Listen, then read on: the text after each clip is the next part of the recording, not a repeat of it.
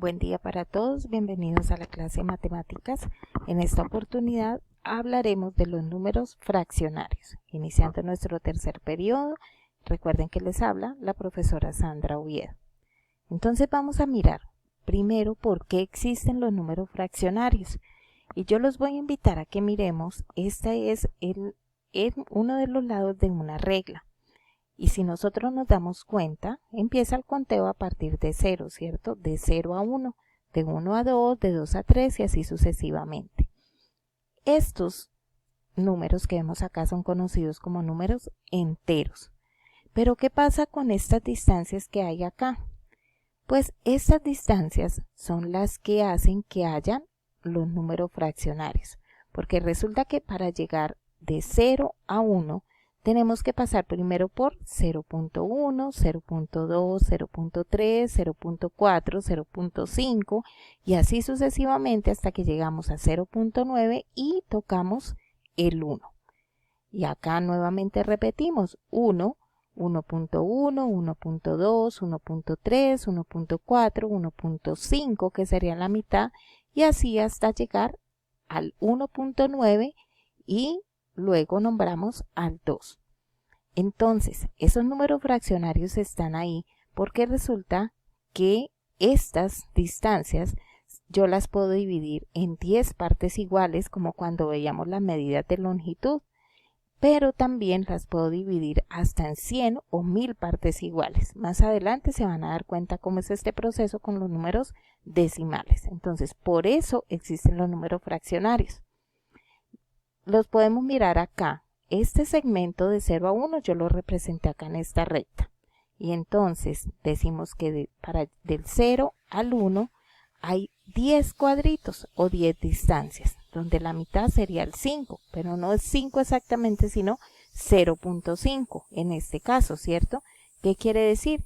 Que este segmento de recta yo lo fraccioné o lo partí en 10 pedacitos iguales. Vamos a mirar entonces, ¿qué son los números fraccionarios?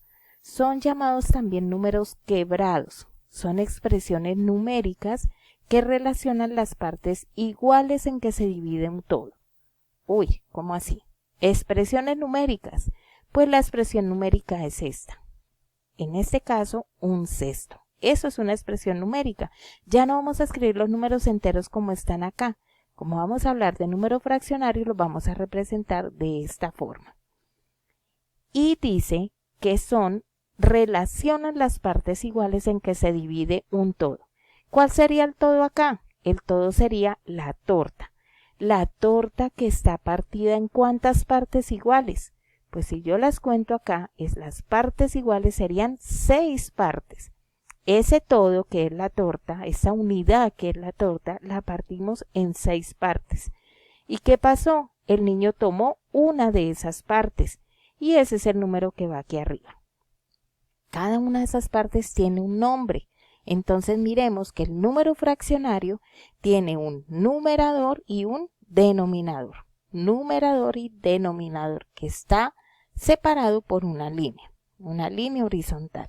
Entonces, el numerador dice las partes que yo voy a tomar de ese todo, ¿cierto? ¿Cuántas partes voy a tomar? Y el denominador dice las partes iguales en que dividí ese todo.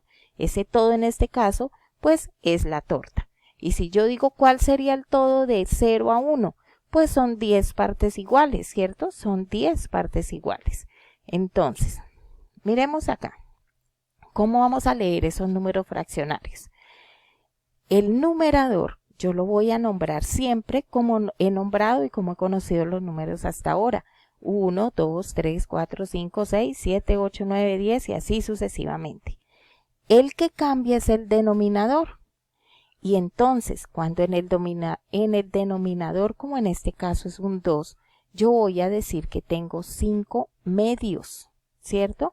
Cuando el denominador es un 3, yo lo voy a nombrar como tercios. Cuando el denominador es un 4, lo voy a nombrar como cuartos. Cuando el denominador es un 5, lo voy a nombrar como quintos y así sucesivamente. ¿Qué pasa cuando ya llego al 10? Cuando el denominador es mayor que 10.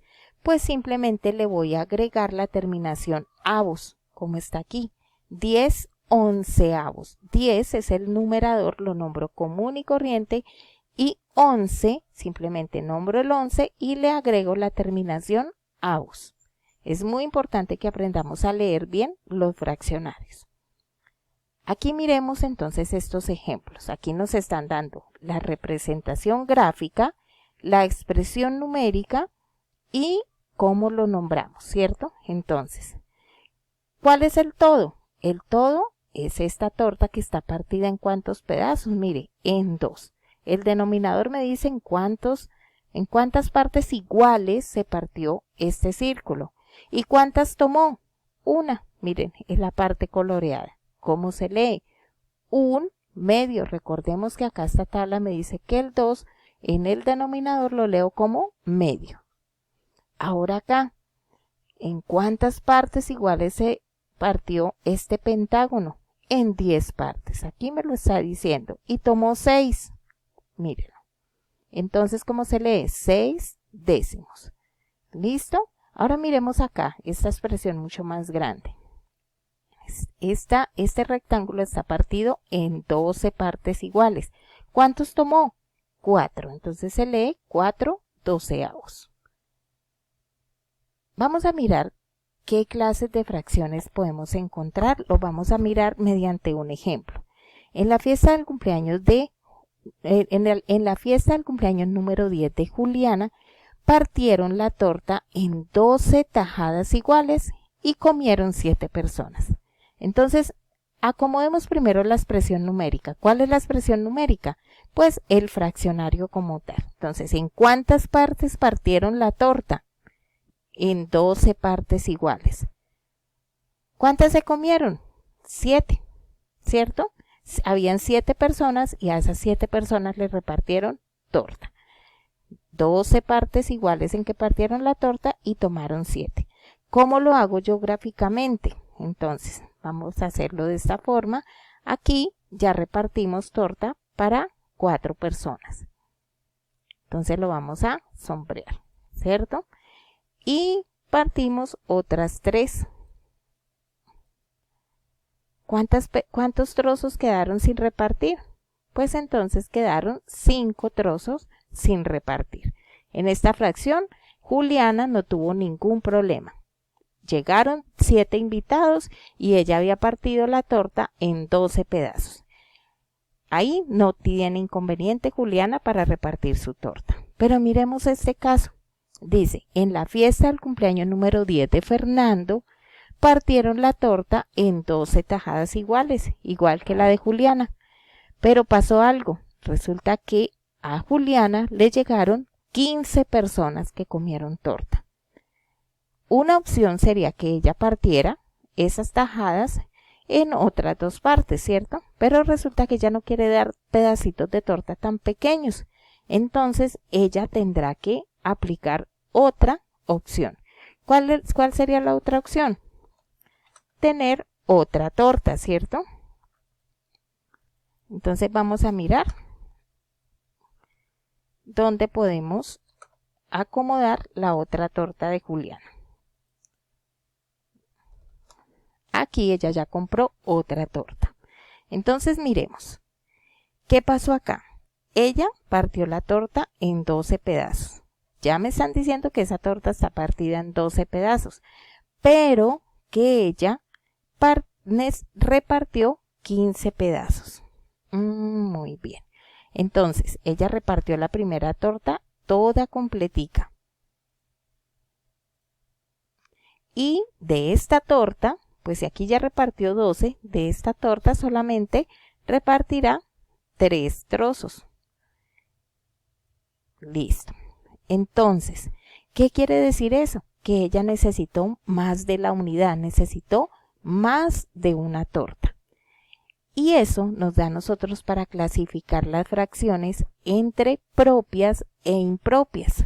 ¿Cuándo una fracción es propia? Miremoslo acá. Pues cuando nos da el ejemplo de Juliana, que ella tiene 12 pedazos y se comieron 7, ¿cierto? Entonces ahí no presentó ningún problema. El numerador es menor que el denominador. ¿Listo? Y a eso nosotros le llamamos una fracción propia. ¿Cuándo es impropia? Cuando el numerador es mayor que el denominador. O sea, cuando voy a consumir más de lo que tengo. Ahí esa fracción ya es impropia. Muy importante que tomen estos apuntes. Entonces, ¿cuándo la fracción es impropia? Pues cuando la fracción es propia. Cuando lo que yo voy a consumir es menor o igual a lo que tengo, ¿cierto? Es menor que lo que tengo. Cuando la fracción es impropia, pues cuando voy a consumir más de lo que tengo, o sea, es mayor a la unidad, es mayor que esa torta que tenía. Ahora vamos entonces a resolver los puntos 1, 2 y 3 de la página 198 y los puntos 1 y 2 de la página 199. Muchas gracias.